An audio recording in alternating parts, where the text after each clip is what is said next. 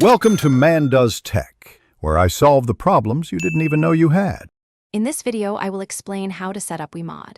First, navigate to the official Wemod website to download the installer. Wemod is a fantastic application that provides thousands of free mods for over 3,000 single-player PC games, making your gaming experience more personalized. Before installing, confirm your computer has NET Framework 4.7 or a newer version, like 4.8, for optimal performance. Once downloaded, locate and double-click the Wemod setup. .exe file to start the installation. The process is straightforward. Simply follow the on-screen instructions and accept the terms. Wemod is designed to be lightweight, generally utilizing about 200 megabytes of your computer's RAM, so it should run smoothly on most systems. After a few moments, the installation will complete and Wemod will be ready to launch.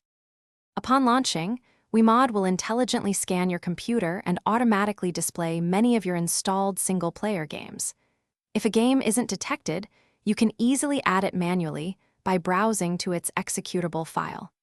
Once your game is selected, you can activate various mods. Free users will use specific hotkeys, while pro members can conveniently click buttons within the in-game overlay for activation. To enhance your experience, you can customize the hotkeys for each mod, making them easier to remember and use. It's crucial to remember that Wemod is designed exclusively for single-player games. To ensure a safe and enjoyable experience, always close Wemod completely before launching any online multiplayer games, especially those with anti-cheat systems. This practice helps prevent potential account issues and ensures fair play. Thanks for watching. If you found this helpful, don't forget to like and subscribe.